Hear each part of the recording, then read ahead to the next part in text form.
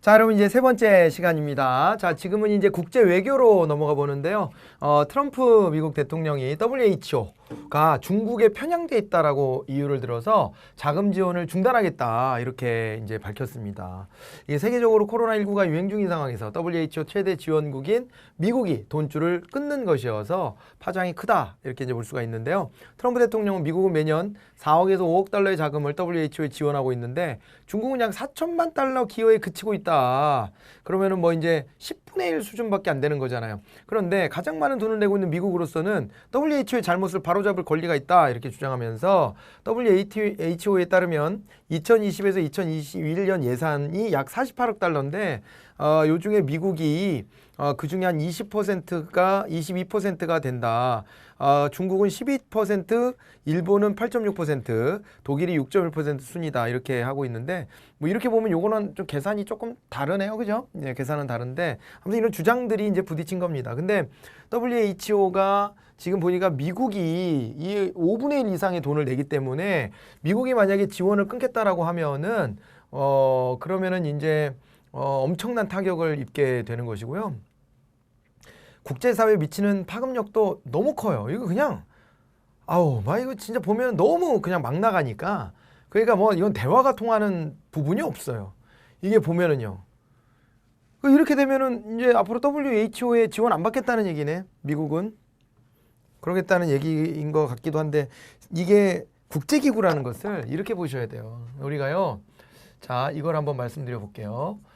국제 정치를 바라보는 관점이 있어요. 국제 정치에 대한 관점이 있는데요. 과거에는 이게 무조건 현실주의였어요.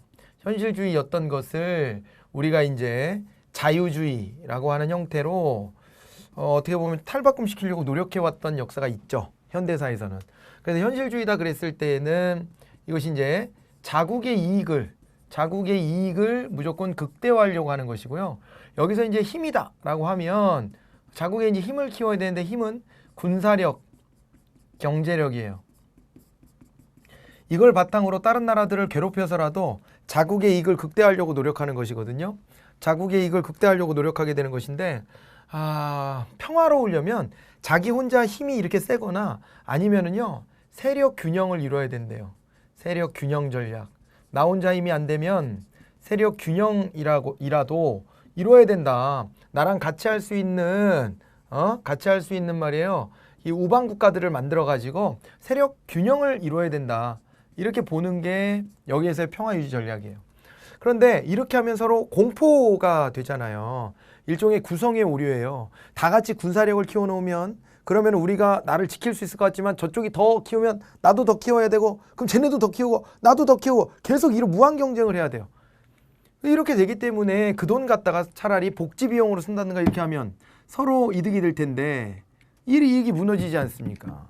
그러니까 여기다가 돈 쓰느라고 딴 걸 못해요. 이 문제가 있죠. 그래서 이건 차라리 서로 이걸 어떻게 하면 돼요? 서로 군사 경쟁을 하는 것을 줄이면 서로 그 돈을 갖다가 더 풍요롭게 사는 데 쓸 수 있다. 그런 속에서 서로의 공포를 더 줄이는 방법으로 해서 자유주의가 온 겁니다. 이 자유주의의 대표적인 사례가 이제 유엔 아닙니까? 유엔 등 국제기구 같은 게 매우 중요한 거예요. 여기서는 자유주의는 이게 이제 인간을 이성적 존재로 보고요. 이성을 통해서 이제 해결을 하겠다 이렇게 하는 거예요. 이성적 존재가 되는 것이고요. 여기서는 단순 힘이 아니라는 거예요. 이성적 존재로서 우리가 대화로서 또 우리가 나름의 국제 규범으로서 이걸 해결해 보자는 건데 여기서 이제 강조하는 게 이제 어떤 거냐면은요. 그래서 강조되는 게 국제기구, 여기 유엔 등 국제기구 아니면은 국제 여론, 아니면은 국제 레짐, 국제법 이런 것들을 바탕으로 해가지고요. 이런 것들을 바탕으로 해가지고 우리가 국제사회를 이끌어야 된다는 것이고 여기서는 그래서 집단 안보 전략을 써야 된다 그래요. 다 같이 머리를 맞대고 우리 안보의 문제를 공동의 문제로 놓고 해결해보자. 이게 자유주의예요.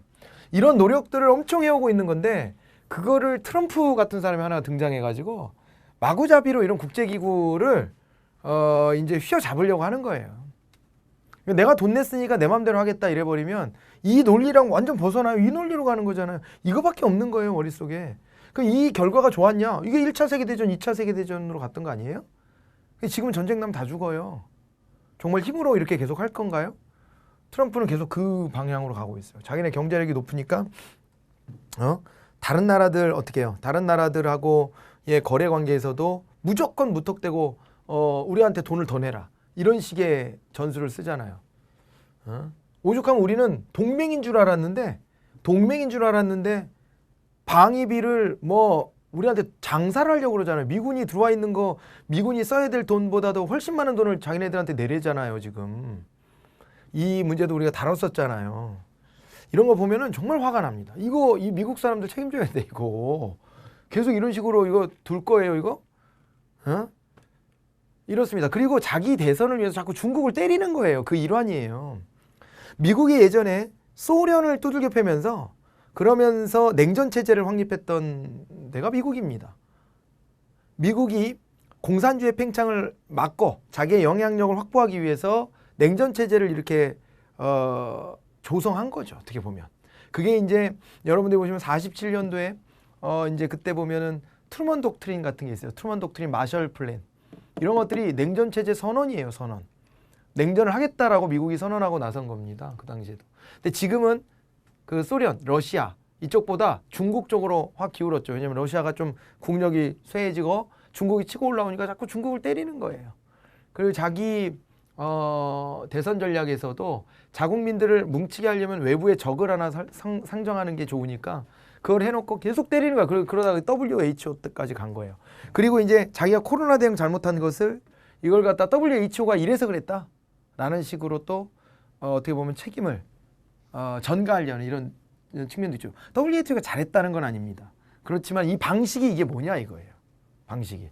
이런 것들을 한번 우리가 생각해 봐야 되지 않을까 해서 가지고 왔어요. WHO는요, 보건위생 분야의 국제적 협력을 위해 설립한 국제연합의 전문기구인데요. 이게요, 세계기구의 국제기구 중에 탑3에 들어갈 정도의 거대 조직이에요. 탑3에 들어갈 정도에. 우리가 이제 WTO 같은데 이런 데가 엄청난 조직이잖아요. 그런 것과 더불어 세계보건기구 아주 대표적인 기구로 우리가 꼽아요. 그렇게 꼽는데 이 국제연합산의 전문기구인데 여기를 지금 이제 흔드는 거예요. 1948년 발족한 WHO는 역사도 오래됐잖아요. 세계 인류가 신체적, 정신적으로 최고의 건강수준에 도달하는 것을 목적으로 활동하고 있고요.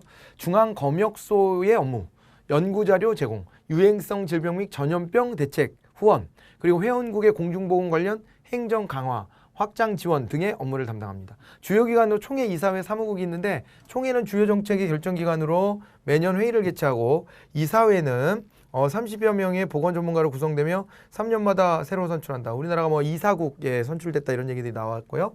그 다음에 이제 사무국 있잖아요. 사무국. 사무국에는 사무총장이 있는데 우리나라 옛날에 이종옥 박사라고 굉장히 이제 존경 많이 받는 분인데요. WHO의 사무총장 하시다가 돌아가셨어요.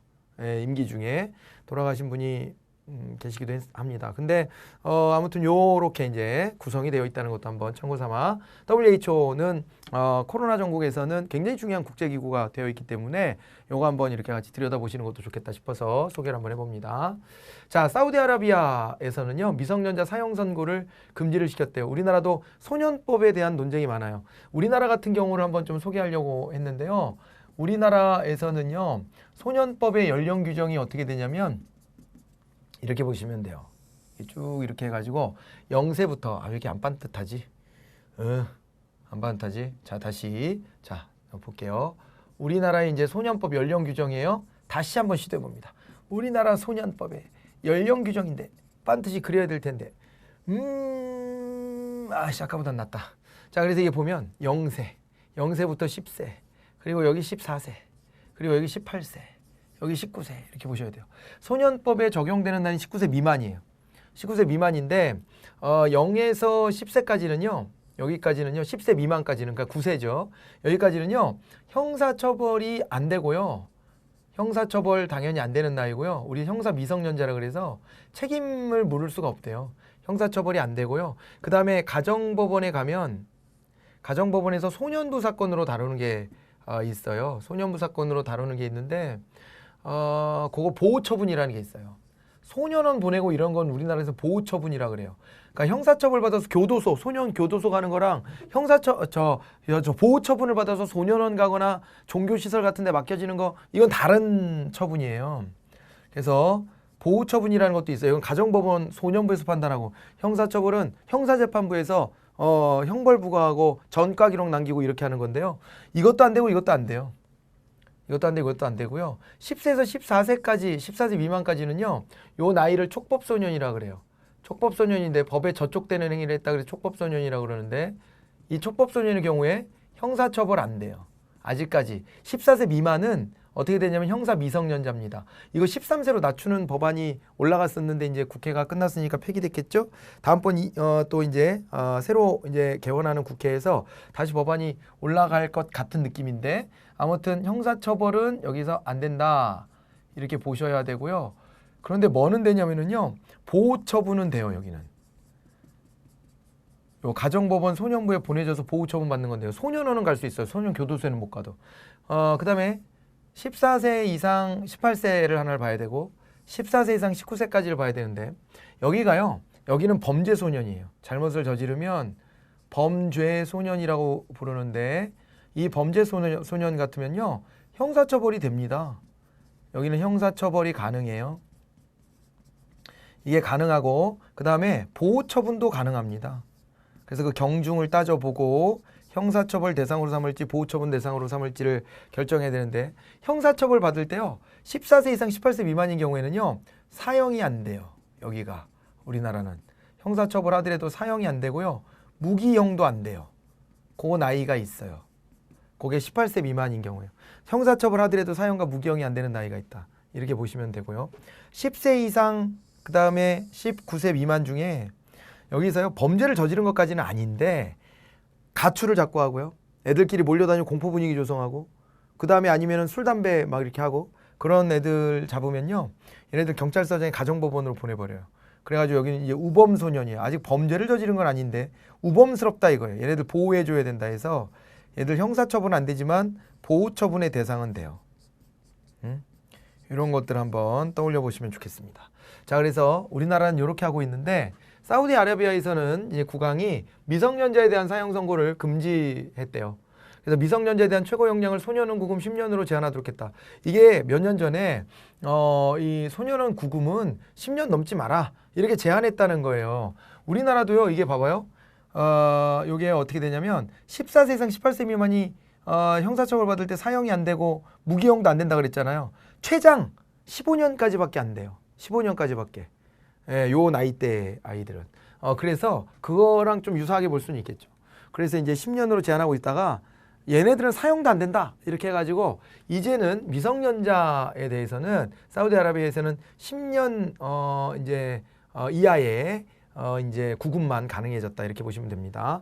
이슬람 형법인 샤리아의 원칙을 따른 사우디 형법상 살인, 강도, 신성모독, 왕가모독, 테러, 내란, 성폭행, 기혼자의 간통, 마약 밀매, 동성애 등 중범죄를 저지른 이제 피고인에게 최고 사형까지 선고가 되고 있대요. 우리나라도 사형 선고를 할 수 있는, 사형을 집행은 안 하지만 지금은 사형 선고를 할 수 있는 범죄가 한 10개쯤 되는데, 여기도 이렇게 사형이 나올 수 있는 것들을 쭉 열거해 놓고 있는데요.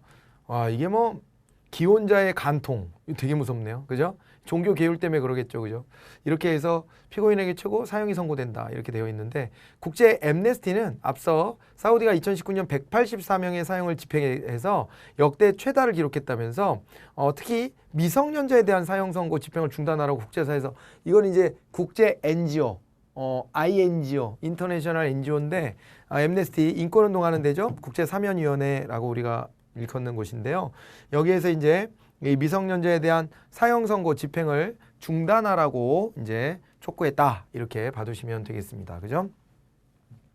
이런 것들이 있고요. 됐죠? 예. 이런 것들의 압박도 이제 느끼고, 그 다음에 이 국왕이 뭔가 좀 개혁을 하려는 의지는 있어 보이네요. 그죠? 예, 이런 게 이제 있었다는 거 한번 같이 봐두시고요. 아르헨티나가요, 메르코스루 무역 협상에 불참을 선언했답니다. 메르코스루를 좀 알아봐야 될 텐데, 아르헨티나가 자국 내 경제 문제에 집중하기 위해서 경제가 계속 어려워요. 2000년 넘어와서부터 계속 허우적거리고 있습니다. 그래서 메르코스루 남미 공동시장이라고 하는데요. 여기에 무역협상에 참여하지 않기로 선언했다. 메르코스루는 브라질, 아르헨티나, 우루과이, 파라과이 등 남미 4개국이 95년 1월 1일부터 무역장벽을 전면 철폐하고 그러고 출범했던 남미 공동시장입니다. 공동시장. 우리가 이제 이거 보면 이제 그 국제적인 어떤 그 관계 속에서의 단계를 보면은요. 이제 자유무역을 하잖아요. 우리가 자유무역을 하는데 자유무역을 위한 이제 여기에 공동으로 이제 경제적으로 이제 결합하는 모델들이 있어요. 거기서 제일 낮은 게 FTA를 맺는 거예요. FTA. 이게 이제 자유무역 협정입니다. 자유무역 협정이라는 게 있고 그 다음에 자유무역 협정보다 좀 더 센 것은요. 관세 동맹을 맺는 거예요. 관세 동맹을 맺는 것이고요. 그 다음 단계가 바로 메르코스루 같이의 공동시장이라는 개념이 있잖아요. 요게 되는 것이고요. 그 다음 단계가 뭐냐면요. 요게요. 아예 연합체가 되어버리는 거예요. 그래서 이제 경제상 어떻게 하는 거예요? 경제 통합의 단계에 들어서는 것. 이렇게 되는 것 정도를 보시면 됩니다. 그러니까 EU 정도 단계 가면 경제 통합에다가 플러스 정치적인 거 이런 것까지를 다 포함해서요. 아예 통합적인 경제면으로만 놓고 보면 경제가 이제 하나의 경제 형태로 국경이 없는 것처럼 통합돼 버리는 것을 말하는 것인데요. 이게 보면 이제 자유무역 협정은 자기네가 협정 맺은 안에서 이제 자유를 주는 것이고 서로 간에 관세 동맹은요. 이거를 자기네 바깥에 있는 국가들한테 관세 같은 무역 장벽 세울 때 공동으로 세운다. 이렇게 되는 거고요. 아예 이제 시장을 하나의 시장처럼 트는 게 공동시장이고 경제 정책 같은 것들을 통합하고 심지어 화폐 같은 것도 통합하고 이런 단계까지 갈 수 있는 건데요. 이 메르코스루는 남미 공동시장이다 이렇게 나와 있어요. 여기는 물류, 인력, 자본을 자유롭게 교환하도록 촉구하며 회원국과 준회원국 사이의 정치와 경제를 통합 증진시키는 것이 목적이다 이렇게 되어 있습니다. 메르코스루를 하나 기억해 놓으시고요. 자, 이번엔 북한 안보로 갑니다. 북 GP 총격에 대응 사격을 했다. 9.19 군사합의 위반이다. 이렇게 이제 군이 밝히고 있습니다. 북한군이 5월 3일 오전 강원도 전방지역 비무장지대 내 우리 군 감시초소를 향해서 수차례 이제 총격을 가해서 우리 군이 대응 사격을 했다.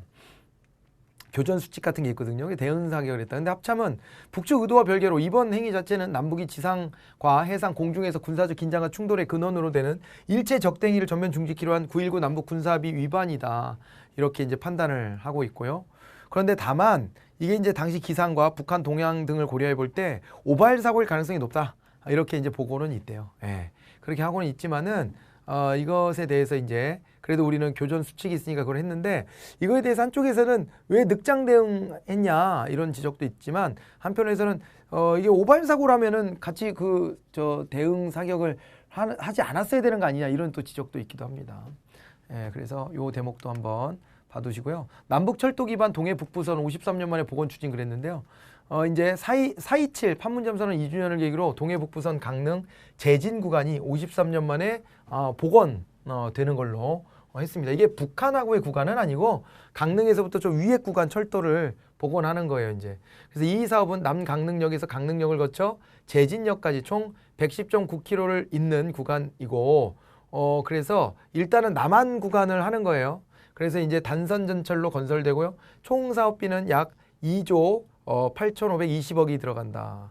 지난 4월 23일 열린 남북교류협력추진협의회에서 남북협력 사업으로 인정됐고요. 국가재정법에 따라 4월 24일에 예비타당성 조사가 면제됐다 이렇게 돼 있는데요. 이 국가재정법이라는 것에서 보면은요.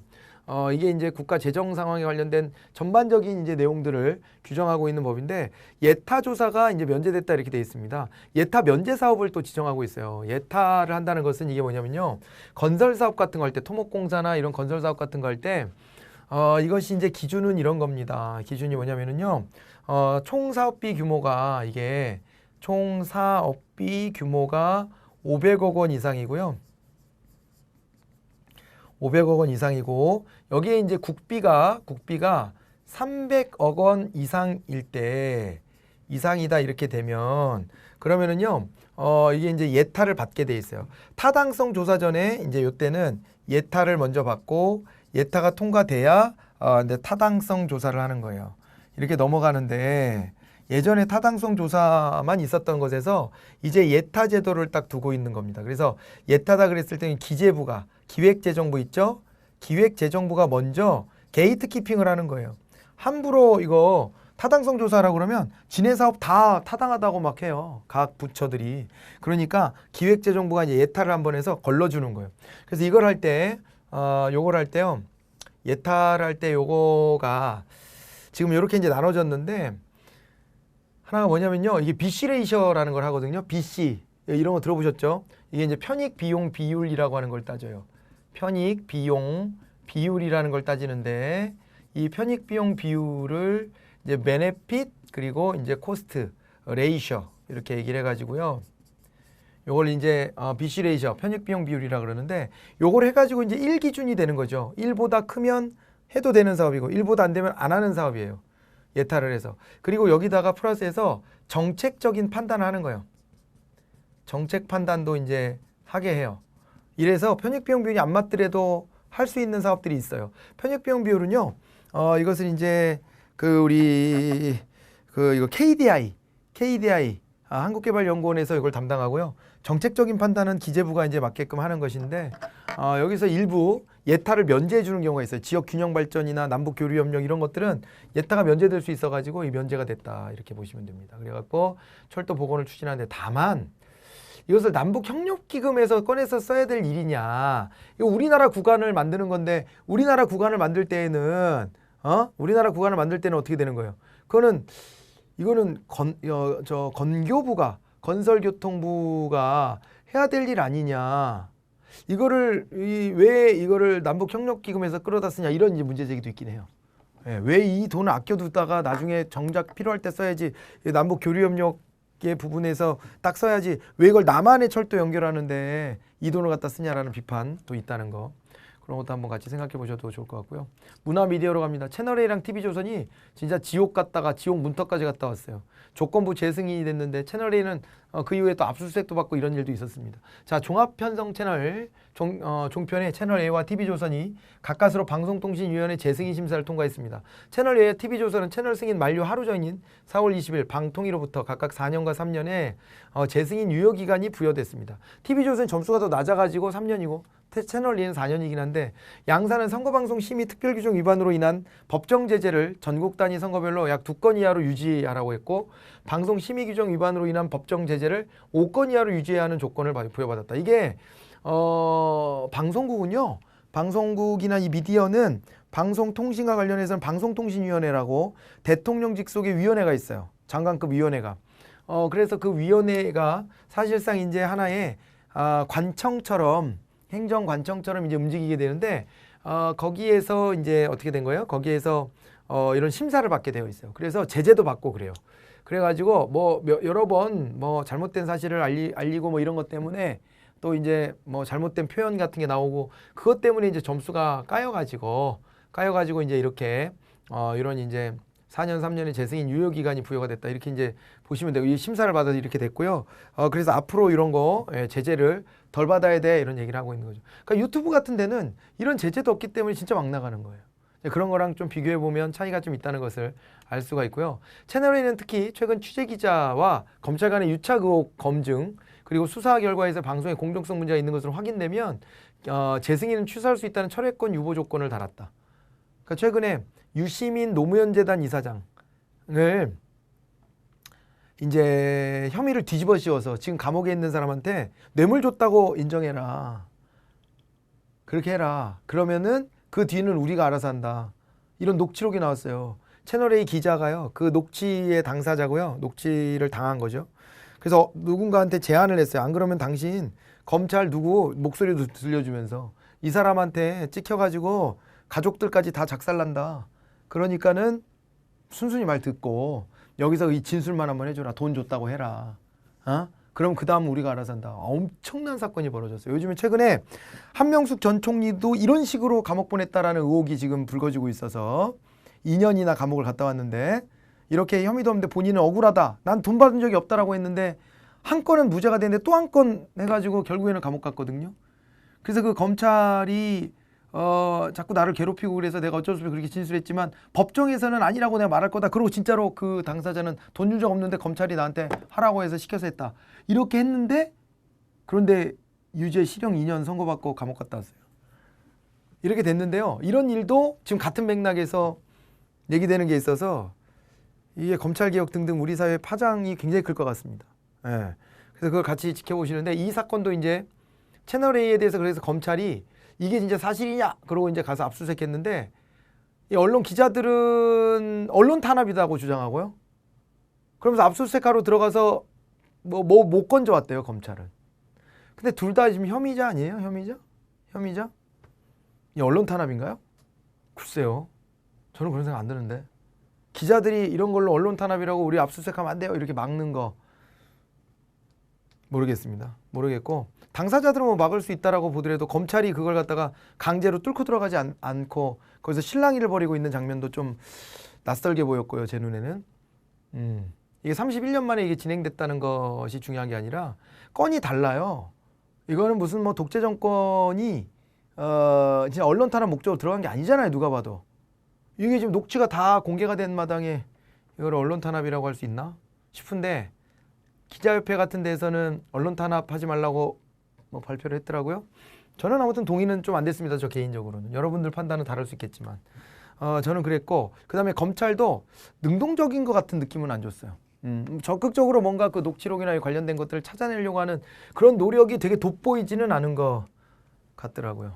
자, 그래서 이런 부분이 저의 느낌입니다. 그 부분은. 네, 아무튼 그랬는데 우리가 이런 부분들은요 절대 용서하지 말고 가야 돼요. 그러니까 진짜로 이건 끝까지 한번 파헤쳐 봐야 될 필요가 있어요. 이것도 마찬가지로 파헤쳐 봐야 되고 물론 뭐 잘못한 게 없다면은 처벌 못하는 거지만은 그래도 이런 잘못에 대해서는 우리가 진짜 이런 일이 있었나 제대로 좀 들여다봐야 될 필요가 있는 사건이죠. 이것도 그렇게까지 한번 문화미디어에서 나와 있는 것을 소개해 봅니다. 과학 IT 쪽인데요. 1조 원 규모의 첨단 연구 장비 방사광 가속기, 그러니까 청주에 이제 들어서기로 확정이 됐습니다. 과학기술정보통신부가 5월 8일 기초과학 연구와 신약, 반도체 등 첨단 산업 연구의 핵심 장비인 방사광 가속기 구축 부지로 충북 청주 오창 신도시라고 있습니다. 오창. 거기에 이제 산업단지가 있는데요. 여기를 이제 선정을 했어요. 청주의 도심지에서 조금 떨어져 있어요. 북쪽으로 떨어져 있는데 여기가 뭐 교통도 좋죠. 우리나라 이제 가장 센터이기도 하고요.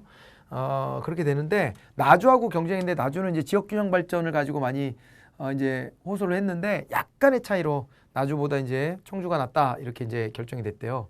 그래서 청주는 가속기 이용자들이 접근하기 좋다. 왜냐하면 우리나라 땅에 제일 가운데니까 오기가 좋다 이거예요.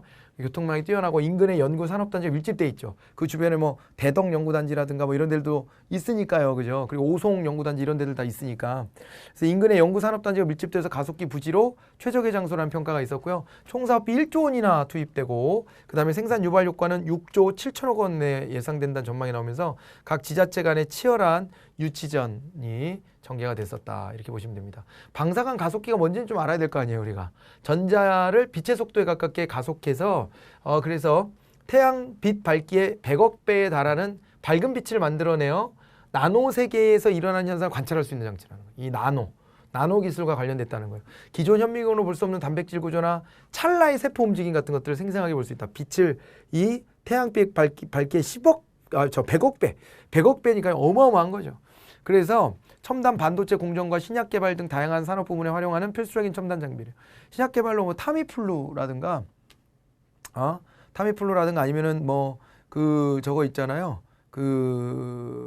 비아그라? 뭐 이런 것들도 뭐 이런 기술을 이용해서 만들었다고 그러잖아요. 비아그라는 원래는 이 심장약 같은 걸로 만들어졌던 거잖아요, 원래는. 그리고 산업 분야에서도 방사능 가속기를 이용해서 광통신, 반도체, 소자, 불량률을 엄청 개선하는 데 기여하는 장비고요. LNG 선박에 사용되는 국산 철판이 영하 160도에서 깨지는 원인을 규명하기도 했고, 수입 철판을 국산으로 대체하는 등 결정적 역할을 했는데, 이게 지금 저 포항에 있답니다. 포항에 있는데 이게 이제 워낙 이게 줄을 많이 서 있대요. 그래서 하나 더 설치한다. 이렇게 보시면 됩니다. 자, 스포츠 엔터. 스포츠가 돌아왔다. 한국 프로스포츠 대회. 요즘에 스포츠계는 아주 경사입니다. 경사인데 이게요. 놀라운 일들이 벌어지고 있어요. 한국 스포츠가 코로나19 때문에 전 세계 대부분의 스포츠가 지금 중단됐거든요. 그리고 우리나라가 지금 먼저 매도 얻어맞고 그다음에 대응도 철저히 해가지고 좀 이제 무관중이긴 하지만 그래도 경기를 할 수 있게끔까지 단계가 올라온 거예요. 그래서 한국 프로야구와 프로축구 등이 개막을 해가지고 이것이 전 세계로 지금 퍼져나가고 있습니다. 볼 게 없잖아요. 스포츠 채널 돌려보면요. 무슨 막 20년 전 막 스포츠 경기 막 이거 옛날 거 막 화면 화질도 이상한 거 보여주고 그래요. 명장면 막 이래가지고 옛날 거. 그래서 축구 좋아하시는 분들은 최근에 있었던 저 잉글랜드 프리미어리그의 골 장면을 외웠다 거의 외웠다시피 한다 이렇게 말씀하시기도 하더라고요. 그래서 이게 이제 우리는 지금 이제 벌어지기 시작한 일이니까 스포츠는 원래 예측이 안 될 때 봐야 그게 짜릿한 맛이 있거든요. 그래가지고 요게 전 세계로 지금 이게 수출이 되고 있다 이 말이에요. 미국 ESPN과 일본 스포존이 사상점 KBO 이게 한국 프로야구 리그 여기에 이제 경기를 실시간으로 중계하는 등 개막 전에는 상당수 외신 기자가 열띤 현장 취재를 벌이며 깊은 관심을 보였다. 그리고 프로축구 K리그도 낸선 생중계를 통해서 세계 축구 팬의 큰 관심을 받고 있어서요. 100몇십 개 국가들 막 이렇게 돼요. 우리나라 경기를 보고 있는 나라들이. 대단하죠. 그러면서 우리나라 경기를 막 분석하고 막 이런다니까요. 그래갖고 특히 프로야구의 NC 구단 같은 경우는 게임 회사잖아요. NC 소프트가 운영하는 NC 다이노스가 있는데 이 구단은 미국의 노스캐롤라이나의 약칭이 NC랍니다. 그런데 거기 구단이 이제 NC가 프로야구 팀이 없어서 우리나라 NC를 자기네 팀이라고 막 거의 생각하고 이런다 그러잖아요. 그리고 우리나라 야구할 때 배트 플립 미국에서는 그게 예의에 벗어난다 그래서 못하게 하는 것인데 우리는 이제 배트 플립 같은 것들을 한단 말이에요. 탁 방망이를 치고 방망이를 확 날려버리는 거예요. 근데 그게 날아가는 모습이 흥미롭죠. 근데 그것이 투수에 대한 예의가 아니다. 자기가 아무리 뭐 좋은 걸 쳤더라도 예의가 아니다 이렇게 이제 여겨서 미국에서는 불문율이래요. 그래서 그 배트 플립이라고 하는데 우리는 이제 빠따 던지기 그렇게 불리는 게 있는데 그걸 하게 되면은 다음번 타석에 이 선수가 들어오면 반드시 상대편 투수가 있다가 몸에다 맞춰버리는 거예요. 미국은. 그래서 그 장면을 볼 수가 없는데 우리나라 같으면은 이제 그런 걸 화려하게 해버리거든요. 그래서 그거를 미국의 이제 야구 팬들이 그거를 이제 즐겨서 본다 뭐 이렇게 얘기가 또 나오고 있기도 합니다. 그렇기는 한데 어쨌거나 우리나라 경기 수준이 그러니까 투수들이 공 던지는 속도나 이런 것들이 좀 이제 떨어진다 이런 평가도 있긴 하지만은 타자들의 수준 같은 것들은 떨어지지 않는다 뭐 이런 평가도 나오고 뭐 그렇긴 하더라고요. 이제 그런 게 있고요. 프로축구 K리그에서도 이것이 이제 많은 나라에 이제 이게 수출이 되면서 굉장히 이제 관심을 이목을 끌고 있다 이렇게 봐주시면 되고요. 이게 이제 처음에는 36개국이었는데 지금 엄청 늘어났어요. 이렇게 됐고 그 다음에 이제 인물 용어로 가봅니다. 덕분에 챌린지. 네, 아시죠? 덕분에 챌린지. 그래서 이제 덕분에 챌린지 코로나19의 최전선에서 3개월이 넘도록 밤낮 없이 헌신하는 의료진의 사기를 진작하고 격려하기 위해서 지난 4월 16일 중앙재난안전대책본부가 시작한 국민참여형 의료진 응원 캠페인이다 이렇게 나와 있습니다. 참여 방법은 인스타그램 등 SNS에 존경과 자부심을 뜻하는 수호 동작 사진이나 영상을 올리고 덕분에 캠페인, 덕분에 챌린지, 의료진 덕분에 등 3개 해시태그를 붙이고 게시물을 올린 사람은 릴레이를 이어나갈 참여자 3명을 추가로 지목하면 되는 방식 이렇게 하고 있습니다. 에코체인버 효과라고 나왔는데요. 에코체인버 효과는 에코체인버에서 이제 반향실에서 에코, 메아리가 밖으로 나가지 않고 방 안에서만 크게 울리는 것처럼 SNS상에서 비슷한 성향을 가진 사람들끼리 모여서 자기들끼리만 소통한 결과로 다른 사람들의 이야기는 듣지 않고 자신들의 이야기만 증폭시켜 사실이라고 믿는 현상이다. 에코체인버 효과. 아까 우리가 극우 유튜버도 얘기했는데 극우 유튜버뿐만 아니에요. 반대편 성에 있는 사람들 마찬가지예요. 제가 한동안 페이스북 좀 보다가 안 보게 된 게 짜증이 나더라고요. 거기서는요. 다른 주장을 하는 사람을요. 거의 이지매 시켜갖고 내쫓아버리더라고요. 아주 무섭더라고요. 그래서 그런 태도는 바람직하진 않아요. 다른 얘기도 님의 생각도 존중합니다만 전 생각이 다릅니다. 이렇게 하고 끝나야 되잖아요. 생각이 다르면. 근데 그러지가 않아요. 또 가서 계속 시비 거는 사람도 있고 이런단 말이에요. 그런 게 이제 그러다 보니까 자기들끼리 모여서 그것이 마치 다 진리 진실인 것처럼 이렇게 움직이게 되는데 에코체인버 효과라고 한다. 온택트. 온택트는 비대면을 뜻하는 언택트라는 말이 이제 만들어졌고요. 여기다 온라인 연결이라는 개념이 더해져서 이제 온택트라는 개념까지 간 거예요. 온라인을 통해 소통을 이어가는 방식이다. 최근 코로나19 사태로 사회적 거리두기가 시행되자 기업과 사람 간의 연결에 대한 필요성이 대두되면서 등장했다.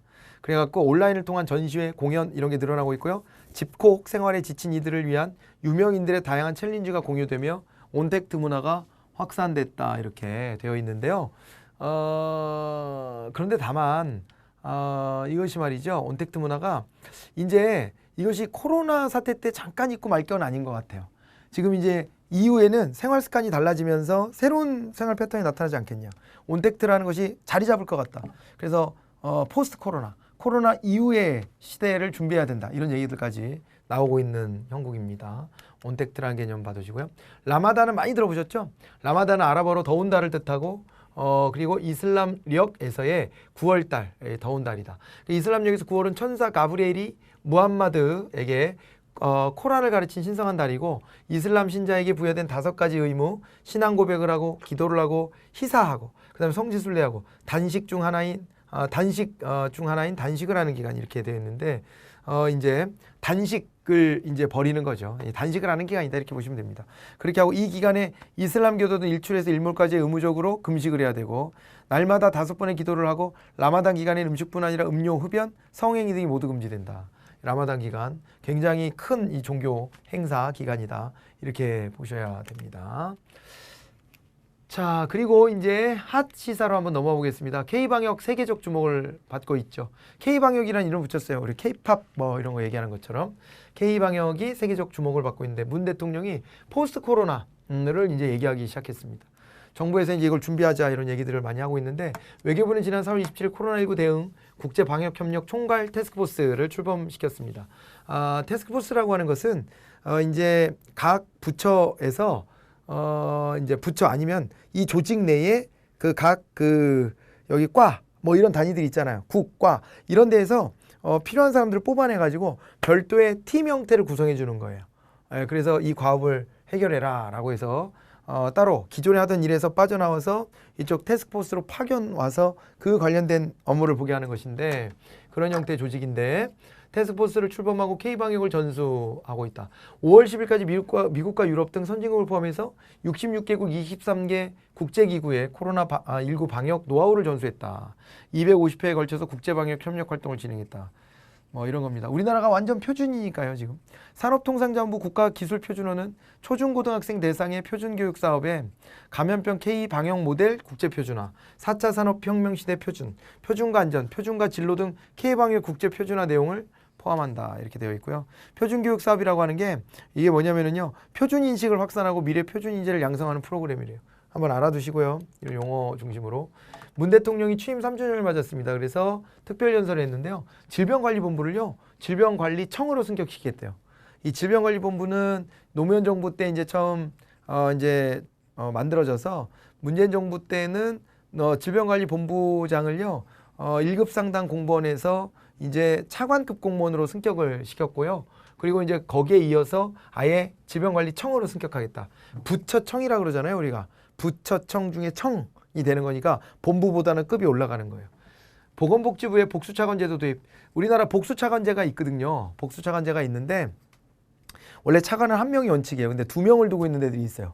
예를 들면 외교부 같은데, 그 다음 과학기술정보통신부, 그 다음에 기재부 같은데 이런 데들도 있고 건설교통부 이런 데도 복수차관제가 유지가 됩니다. 그런데 보건복지부도 이제 복수차관제를 도입하겠다 이렇게 했고요. 감염병 전문병원과 국립감염병연구소 설립 등을 추진하겠다고 밝혔고, 경제위기 극복 방안으로 고용안전망 확충을 들면서 전국민 고용보험 시대에 기초를 놓겠다고 밝혔다. 아직도 가입해 있지 않은 저임금 비정규직 노동자들의 고용보험 가입을 조속히 추진하고 이제 특수고용직 노동자, 플랫폼 노동자, 프리랜서, 예술인 등 고용보험 사각지대를 빠르게 해소해 나가겠다라고 강조했다 이렇게 되어 있습니다. 고용보험 전국민 시대를 열겠다는 거예요. 굉장히 중요한 또 하나의 계기가 될 겁니다. 이게 고용보험이 없으면 자영업하다가 사업을 접으면 진짜 난감한 거예요. 이거 뭐 어디서 돈 주는 데도 없죠. 어디 교육받을래도 내 돈 내고 다 교육받아야 되죠. 난감합니다. 고용보험 들어있는 사람들은 회사 다니다가 그만두면 그 고용보험료 받으면서 좀 버티잖아요. 그런 기간이 없어요. 자영업자, 플랫폼 노동자, 프리랜서, 예술인 이런 사람도 없어요. 그래서 이걸 단계적으로 추진하겠다라는 것을 밝혔습니다. 그래서 굉장히 중요한 하나의 복지의 또 전환점이 될 것이다. 이렇게 보시면 되겠네요. 자, 이렇게 해서 우리 준비한 내용을 모두 이제 마무리해 봤습니다. 이번 달에도 코로나 얘기를 많이 안 한다 하면서도 안 할 수가 없네요. 네, 우리의 삶의 패턴을 많이 바꾸는 이런 계기가 정말 될 수밖에 없을 것 같습니다. 고생들 하셨고요. 다음 달 7월 달에는 그래도 코로나 얘기가 좀 지금보다 더 수그러드는 이런 상황이 오기를 또 간절히 바라보면서 여러분 화이팅 하시라고 응원해 드리고 이번 강의를 마치도록 하겠습니다. 고생들 많으셨습니다. 안녕히 계십시오.